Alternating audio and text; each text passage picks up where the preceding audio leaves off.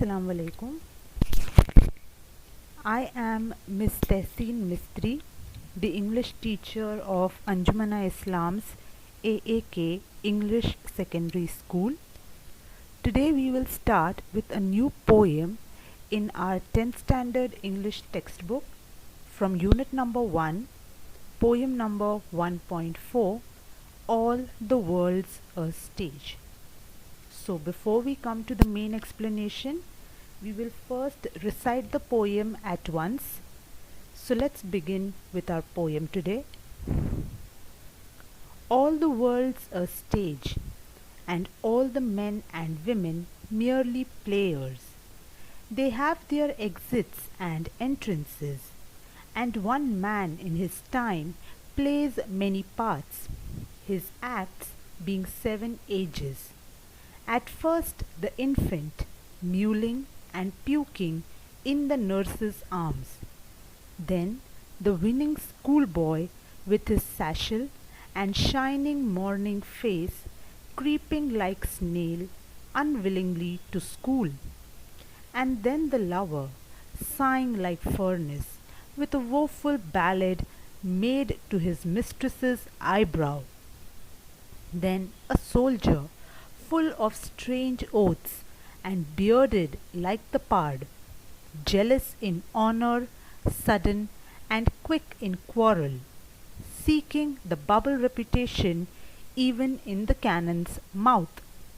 And then the justice in fair round belly, with good capon lined, with eyes severe and beard of formal cut, full of wise saws and modern instances, and so he plays his part. The 6th age shifts into the lean and slippered pantaloon, with spectacles on nose and pouch on side, his youthful hose well saved, a world too wide for his shrunk shank, and his big manly voice turning again towards childish treble, pipes and whistles in his sound. Last scene of all that ends this strange eventful history is second childishness and mere oblivion, sans teeth, sans eyes, sans taste, sans everything. So we have read the poem once. Now before we come to the main explanation, let us just see whether we have any rhyme scheme in the poem or not. Now that we have read the poem, we have clearly understood that the lines do not rhyme with each other. The words do not rhyme with each other. And we already know that if there are no rhyming words in a poem, then the poem is said to be in free verse. So here we can say that since there is no rhyme scheme in the poem is in free verse. Now we are going to take one age at a time, and we will start the discussion of our poem today. So here we have the first 5 lines. Let us go back and read them again and do the explanation. All the world's a stage, and all the men and women are merely players. They have their exits and their entrances, and one man in his time plays many parts, his acts being 7 ages. Now these are the first 5 lines of the poem, the first 5 introductory lines of the poem. So since these words, they are very simple, very basic, we do not have any new words here in the first 5 lines. So let us come to the explanation. In the first 5 lines, the poet is comparing this entire world to a stage where drama is performed. He says that all men and women are only actors and actresses on the stage of the world. So just look at the imagination of the poem. The poet William Shakespeare is comparing all the men and women to actors and actresses, the way actors and actresses perform their part on stage in a drama. He says that we men and women also perform our part on this stage, that is the world. All these people have different routes to enter this stage, that is the world, and we also have different exits to leave this stage. They enter this stage when they are born and leave the stage when they die. So here the poet says that all the humans, they enter this stage, they enter the world at different times and they leave the world, that is they die differently. So the birth and death of a human is compared to the entry and exit of an actor or an actress on the stage performing a drama. Every person plays different roles during his short lifetime, and these roles are called the 7 ages. So the poet is giving us a very crisp introduction to the poem.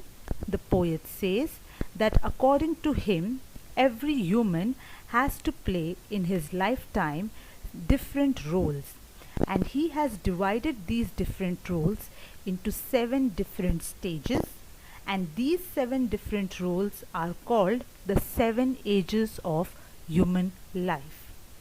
Now here in this very first stanza, we can call it a stanza for our own convenience. In these 5 lines, all these 5 lines together are a metaphor. We all know that in a metaphor we have a direct comparison. There is no comparison using the words like, as, so. So because we are comparing the world to a stage, men and women to players or actors and actresses, we are comparing birth to entry, and we are comparing death to exit. Since there are a lot of comparisons in these first 5 lines, we can together say that the first 5 lines together is an example of metaphor.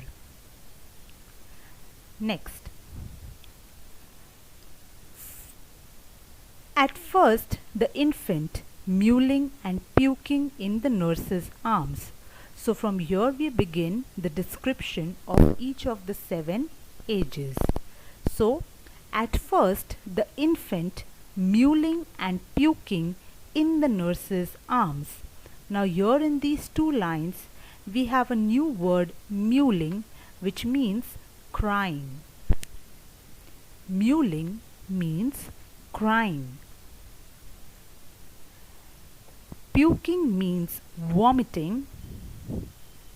Puking means vomiting.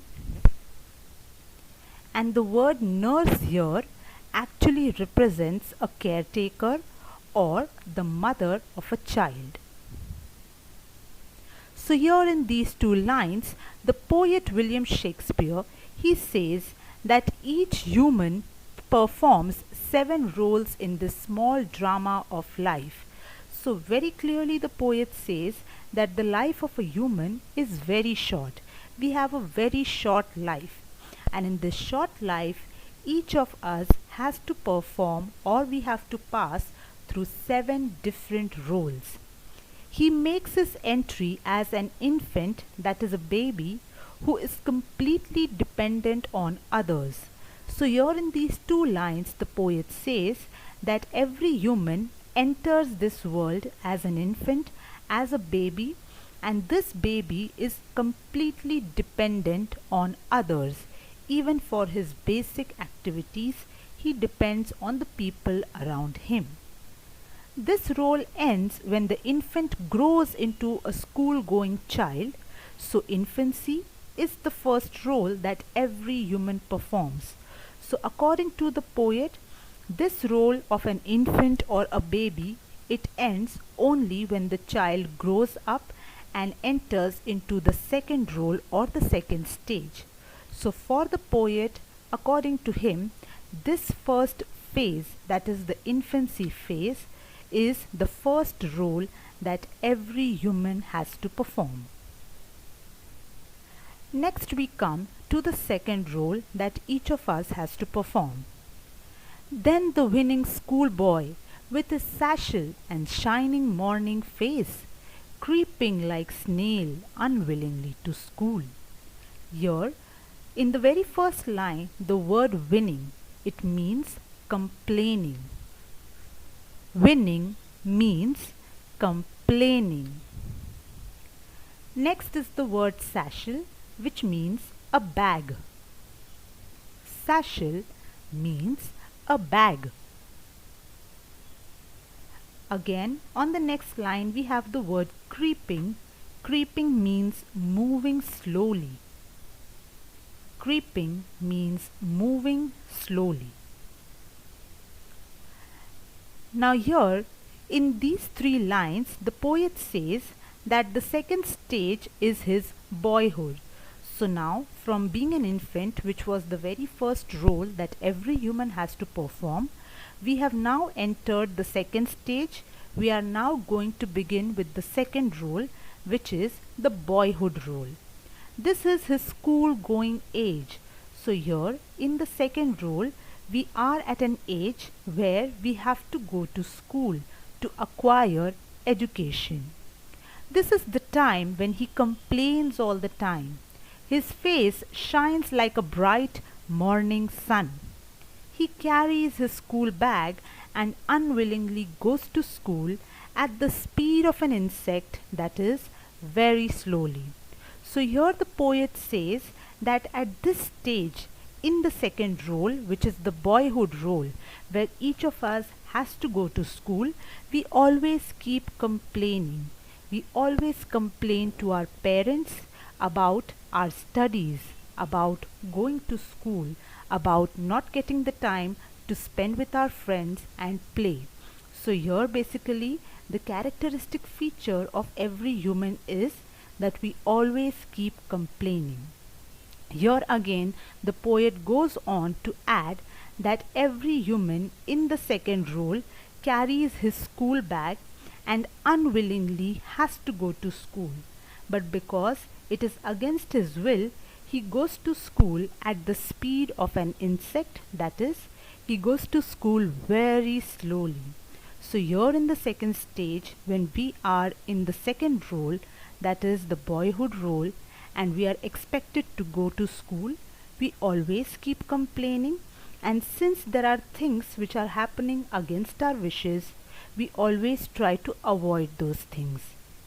Here in the second line, the second half is an example of simile, as the schoolboy is compared to a snail, creeping like snail. So this entire second half of the second line is an example of simile, because the schoolboy is being compared to a snail, and for comparison we have used the word like. Now moving to the next role, which is the third role. And then the lover, sighing like furnace, with a woeful ballad made to his mistress's eyebrow. Here we have the word sighing, which means taking deep breath. Sighing means taking deep breath. Next is in the same line, woeful ballad. It means a sad poem or a sad song. Sad poem or sad song. Next line, the word mistress represents a female. Mistress represents a female. Now here in these three lines, the poet says that this is the third role of a man's life. Now he is grown up person and takes the form of a lover. So according to our poet William Shakespeare, this is the third stage, the third role of every man's life. We all encounter this third role. Here in this role, this young man is now grown up and he takes the form of a lover who is always waiting for his mistress, for his beloved. He takes the form of a lover. He breathes like a furnace or an oven.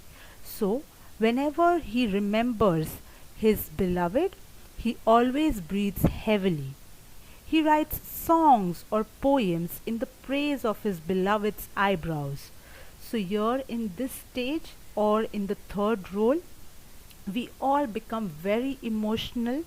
We are very involved with our own thoughts, and in here, just by remembering our beloved, we start writing poems or we start writing songs. He also sings such songs again and again and burns his emotions. So the poet says that this lover actually starts singing different love songs again and again just in order to burn his emotions. Now here, the second line, first half, sighing like furnace, again is an example of simile, as the young boy is compared to a furnace based on his action of sighing, and for comparison we have used the word like. Now we move to the fourth role. Then a soldier full of strange oaths and bearded like the pard, jealous in honor, sudden and quick in quarrel, seeking the bubble repetition even in the cannon's mouth.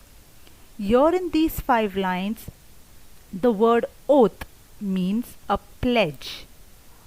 Oath means a pledge. Next, the word pard actually is the short form of leopard. Leopard. Next line, last word quarrel, it means a fight. Quarrel means a fight. Last line, cannon's mouth, means facing great danger to life.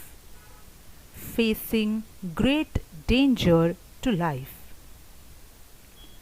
Here in these 5 lines, the poet says that this is the fourth role of a man's life, where he matures and becomes a soldier, that is a fighter.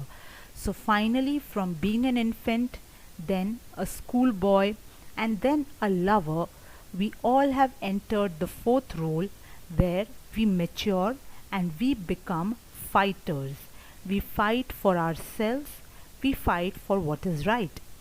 He takes strange oaths and has a beard like a leopard.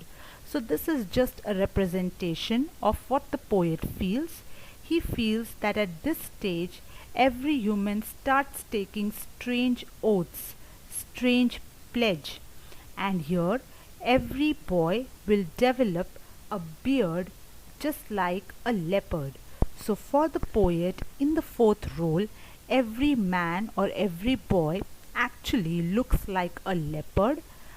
We can also say that every female also behaves like one, because we are fighting.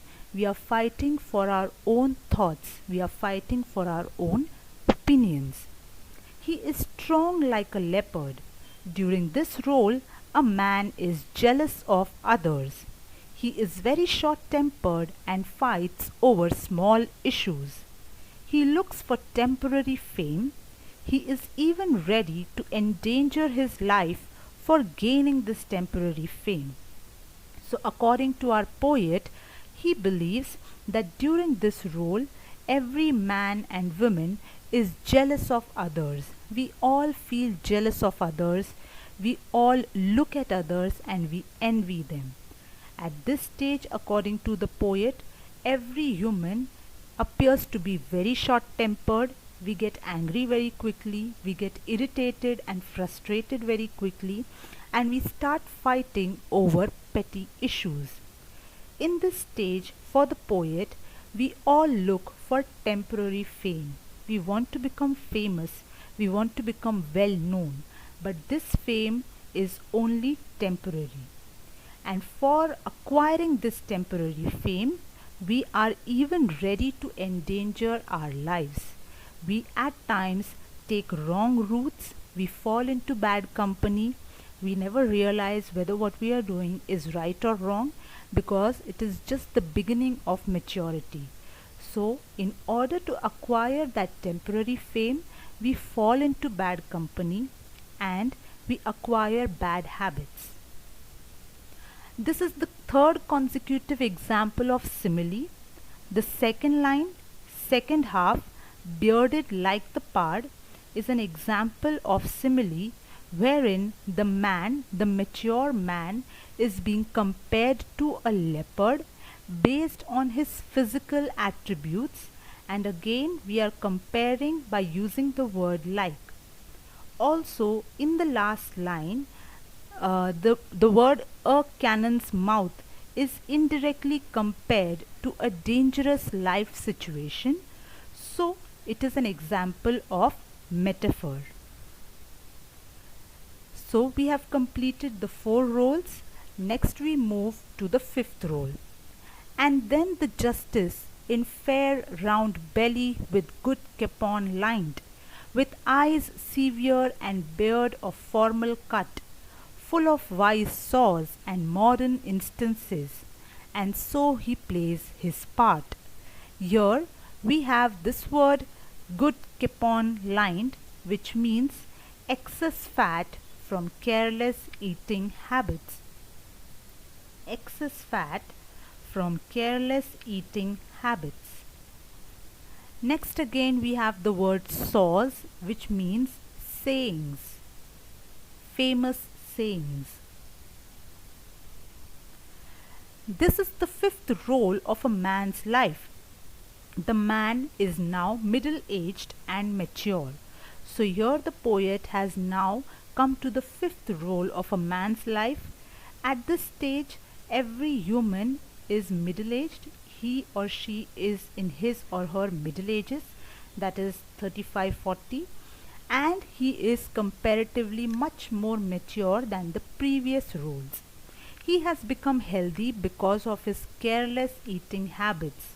In this stage, in this role, according to the poet, majority of the humans, because of their careless eating habits, they seem to become very, very healthy.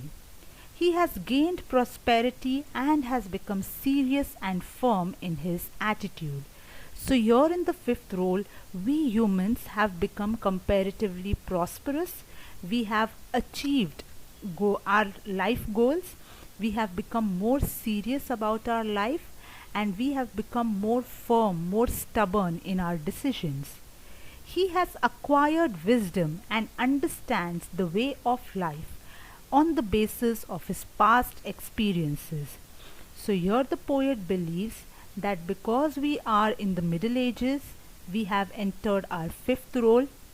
On the basis of our past experiences, we have become more wise. We are able to understand life better. We are able to make judgments better. We are able to decide what is good and what is bad, not only for ourselves but also for the people around us in a much better and mature way. So this was the 5th role. Now coming to the second last role, which is the 6th role. The 6th age shifts into the lean and slippered pantaloon, with spectacles on nose and pouch on side. His youthful hose well saved, a world too wide for his shrunk shank, and his big manly voice, turning again toward childish treble, pipes and whistles in his sound. Here, in these lines, the word slippered means easy fitting. Slippered means easy fitting. Next, the word pantaloon means clothing, the attire. Next we have the word pouch, which represents a small bag for carrying money. A small bag for carrying money.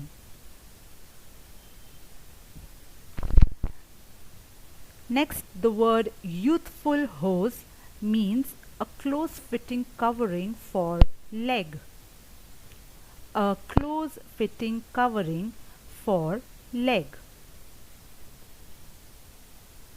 Next line, the word shrunk, it means weak. Shrunk means weak. The word shank means legs. Shank means legs. Second last line, second last word, treble means 3 times weaker than. Treble means 3 times weaker than. This is the 6th role wherein the man has grown old. So finally, according to the poet, we all have entered the second last stage, the 6th role, wherein we all have grown old. He begins to lose his physical and mental strength. Because we have entered the old age, we start losing physical strength. We have become physically and mentally weak. We can't remember things properly. We can't walk very easily. So physically and mentally we all have become weak. People younger to him now don't take him seriously anymore and at times make fun of him. So at this stage in the 6th role, people who are younger to us, they don't take us seriously anymore. They don't pay attention to what we say. They don't take our advice seriously. And at times they also make fun of us. He loses his charm and people don't care about him. So he or she is the same person who was once a fighter. So over the ages, now we have lost all our charm and now people around us really don't care about us. This is what the poet believes. So here in these lines, line number 5 and line number 6. Line number 5 for his shrunk shank and his big manly voice, and line number 6 turning again towards childish treble. These 2 lines are example of alliteration, as the letter S in the 5th line and the letter T in the 6th line have been repeated for poetic effect respectively. So now finally we move to the last few lines of our poem.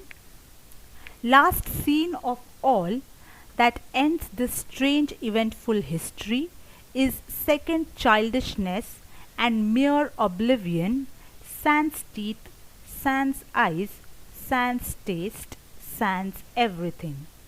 Here, second childishness means return to the helpless, ignorant state of a child. Return to the helpless, ignorant state of a child. The word oblivion means the state of being unaware of one's surroundings.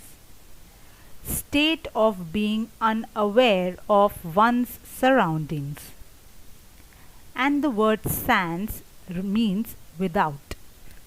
Sans means without. This is the 7th and the last role of a man's life. In this, he changes from his old age to the oldest one. So this is the last and the final role of a human's life. In this role, we go on from growing old to growing very, very old. Here, all his life, which has been a roller coaster, comes to an end. So here, in the last role, all his life, which has been a roller coaster, which throughout his life he has seen a lot of ups and downs, finally his life is now going to come to an end. The man becomes a child once again. He becomes a child once again because again he becomes completely dependent on the people around him. Here his memory becomes very weak and he forgets everything. He can't remember things clearly, properly. So his memory has become very, very weak. He has lost his teeth, he has lost his eyesight, and he has lost his taste as well.